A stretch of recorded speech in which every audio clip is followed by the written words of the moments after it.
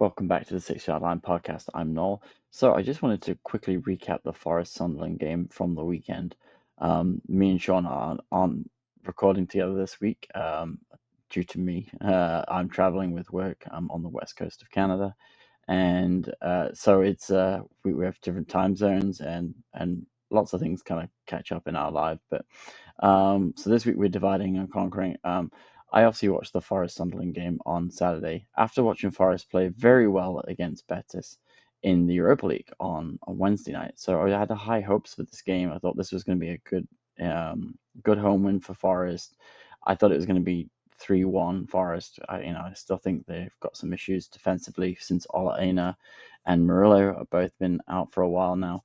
And I just felt that, Sunderland would score a goal. So I thought 3-1 Forest, get back in the groove. I thought Igor Jesus was going to score one. I thought Woody would come on and score one. And we'd finally start to see some Ange points on the board from a win standpoint. It didn't really work out like that. It was a very weird game. I think Forest dominated quite early, and then the referee kind of, me and Sean have been messaging each other all week about complaining about how bad the refereeing was this weekend, and it was across a lot of the games very shocking. And I thought the free kick and award for simulation against Dominguez, uh, you know, I thought it's a very interesting one, and I think it really rattled Forest. I think it really took them out of their groove. And full credit to Sunderland. They took advantage of that. They took advantage of Forest being asleep at the wheel and still like arguing and fighting over the decision. And was it offside? I thought it was offside personally. If they drew the lines, I think it may have been, but I guess the automated offside said it wasn't. But again, that's also depends when you take the shot of when he plays the ball. So it's the automated said it was onside, so therefore the goal was given. And I think Forest should have defended it. And I think at the end of the day, that was, Sunderland took advantage of that. And then it was a case of just one-way traffic. It really was. I think Sunderland had a chance in the 94th minute or something like that to put it away. But it was one-way traffic. It was constant. Yeah, and I thought at some point Forest are going to score. And it just never came. And then the ball that was whipped into the box, I thought Amari Hutchinson was absolutely fantastic when he came in. He whipped a great ball into the box. And I thought I would have put my mortgage on him scoring that goal. And he put it wide. And that's, I've watched the replay a few times after. And every game last season, Chris Wood would have put that in the net. Forest just lacked sharpness. I don't know if it was the Europa League. I don't know if it was just, Sunderland was very defensive and we just didn't have any way to cut them open. I thought McAtee had some good moments in the first half, didn't do a lot. I thought Gibbs White was better. I've been critical of him this season. I thought he was a little bit slow and cumbersome this week, and I thought, on the last couple of weeks, and I thought, this would be a good game to kind of get everybody back on the same track, and it just didn't come. It just didn't come, and I don't know how many shots Forest had. I don't know how many balls into the box. I don't know, but Sunderland. We talked about them at the start of the season. I praised the way that they have approached the season. They very much did copy the Forest sort of style of, look, we've got to have players that can compete, and we've got to have players that can compete across the pitch. And you blend a bit of unknowns from Europe. You brought in someone like Granit Xhaka, who I thought was very good on Saturday. Doesn't move very fast, but dictates the pace for Sunderland, organises them. I thought his experience was critical in those last 20 minutes.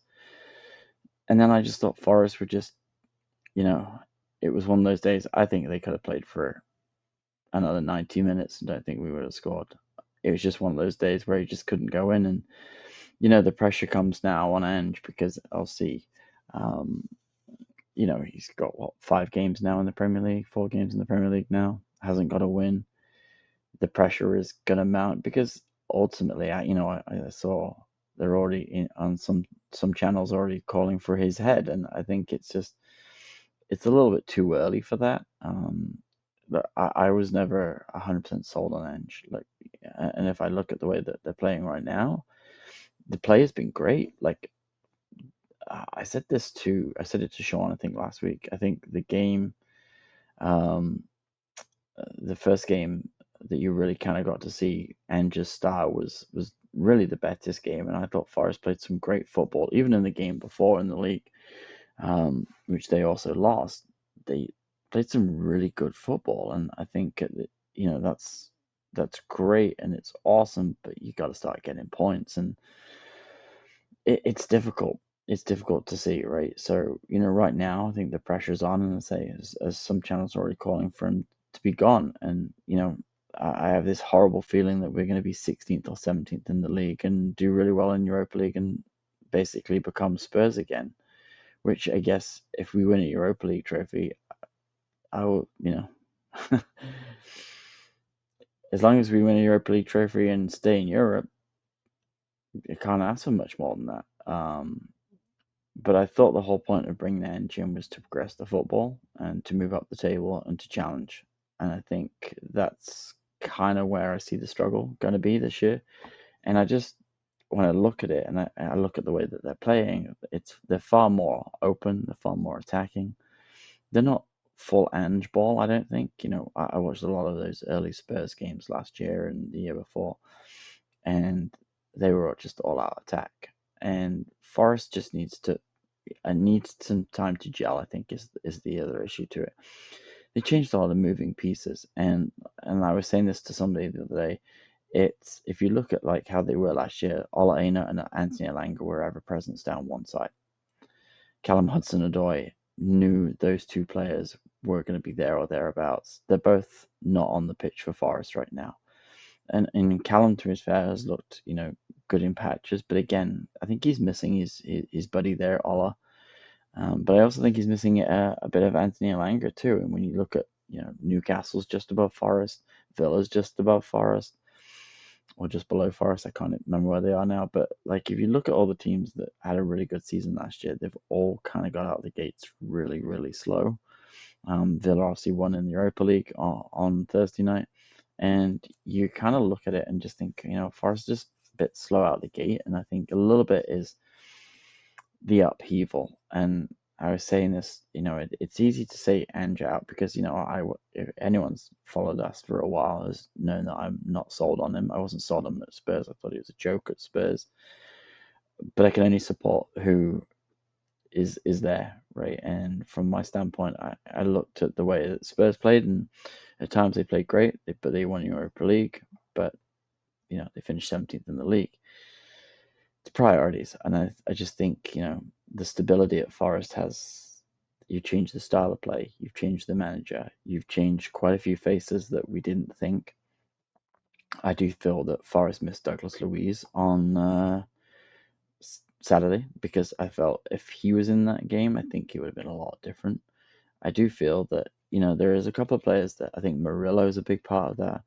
I do think Ola Aina is unquestionably one of the best defenders in the league. And, you can say what you want about that, but I think without him, Forest have been, you know, below average on that side. And I will say that Nico Williams so far this season has been outstanding, absolutely outstanding. So it's a tough loss, right? At the end of the day, you're at home, you lost to Sunderland, you need to start picking up points. The schedule's never going to be easy. It's the Premier League, but you've got to start picking up points. You drop points against Burnley, you don't get points against Sunderland. That that's a critical mistake. That's a basic. You need to take up those promoted teams. You always need to get points off those promoted teams every year because they're trying to figure things out. They're trying to come up. They're trying to adapt. There's the teams that you have to beat, and then whatever you get above the top six is a bonus. And then there's teams that are in the middle of the pack. You always have to do your best you can. If you want to go into Europe, you've got to beat those teams. And I think last year Forest beat both those teams. So, you know what? As I said at the start, I thought the referee was horrible, by the way. I gotta say it again. He was just horrible. He's just inconsistent all day. And I'm not saying that just from a Forest standpoint. Like, there's a couple of tackles that Forest made on Sunderland players that I'm like, huh? How? How is that? how is that not a foul? Like there was one where I think it was Nico Williams actually side down the player and he just played on. So again, I hate to harp on about it, but the standard in the refereeing in the Premier League has continued to drop again, and we saw it across the other games that it's just some head scratching calls, and they're changing the results. And what the way anyone likes it or not, that's the part of the problem with the Premier League at the moment. The PGMOL and VAR are changing results, and that has to be something that has to be looked at because they can't really affect. So, but that's it for me. Me and Sean will be back together next week on the show. Don't forget to smash us a like and subscribe. All the upvotes and the likes really help our channel. So we appreciate you all taking the time. So thank you very much, and we'll talk soon.